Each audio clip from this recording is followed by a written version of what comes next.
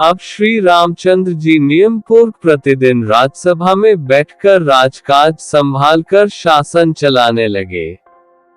कुछ दिन पश्चात राजा जनक विदा होकर मिथिला के लिए प्रस्थान किया। इसके पश्चात कैकेय, नरेश, युधाजित, काशीराज, प्रतर्दन तथा अन्य आगत राजा महाराजा भी विनयपूर्वक अयोध्या से विदा हुए।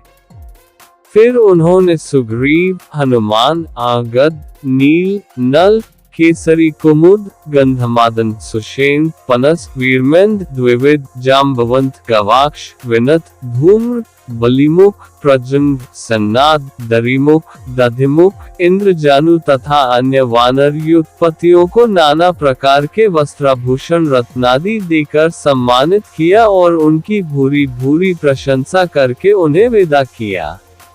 फिर वे विभीषण को विदा करते हुए उनसे बोले, राक्षसराज, तुम धर्मपूर्वक लंका पर शासन करना। तुम धर्मात्मा हो। मुझे विश्वास है कि तुम कभी धर्म विरुद्ध कोई कार्य नहीं करोगे। अपनी प्रजा का पुत्रवत पालन करना। विदा होने से पहले हनुमान बोले, प्रभो, मुझे ऐसा वर दीजिए कि आपके प्रति मेरी अटूट भक्ति सदा बनी रहे। आपके सिवा कहीं और मेरा आंतरिक अनुराग न हो। इस पृथ्वी पर जब तक राम कथा प्रचलित रहे तब तक मेरे प्राण इस शरीर में ही बसे रहें। हनुमान की बात सुनकर श्री राम ने उन्हें हृदय से लगा लिया और बोले, ऐसा ही होगा। संसार में जब तक मेरी कथा प्रचलित रहेगी तब तक तुम्हारे प्राण भी तुम्हारे शरीर में बने रहेंगे।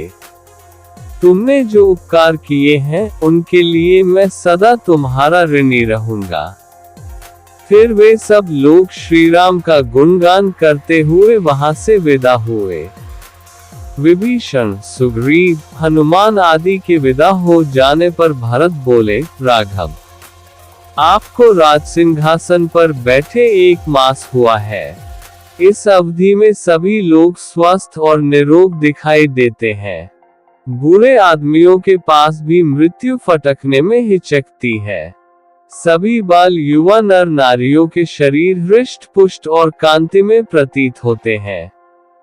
मेघ समय पर अमृत के समान जल बरसाते हैं।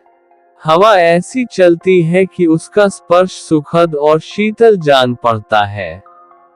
भरत की ये बातें सुनकर श्री राम अत्यंत प्रसन्न हुए। इस पाठ में भगवान श्री राम के राज्याभिषेक और उनके राज्य के उत्तम शासन का वर्णन किया गया है। श्री राम राज्याभिषेक के बाद प्रतिदिन राजसभा में बैठकर शासन का कार्य संभालते हैं।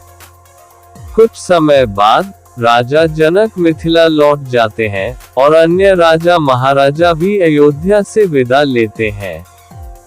इसके बाद श्री राम वानर सेना के प्रमुखों जैसे सुग्रीव, हनुमान, आगद आदि को वस्त्र, आभूषण और रत्न देकर सम्मानित करते हैं और उनकी प्रशंसा करते हुए विदा करते हैं।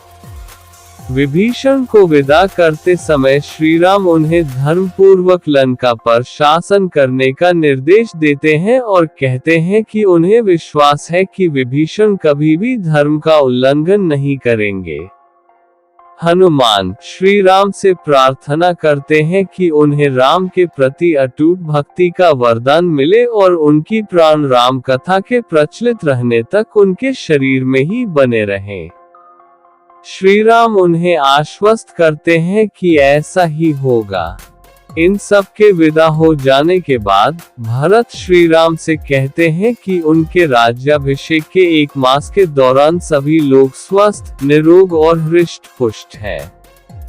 प्राकृतिक वातावरण भी अत्यंत सुखद और अनुकूल है। ये सुनकर श्री राम अत्यंत प्रसन्न होते हैं। इस प्रकार यह पाठ श्री राम के आदर्श शासन और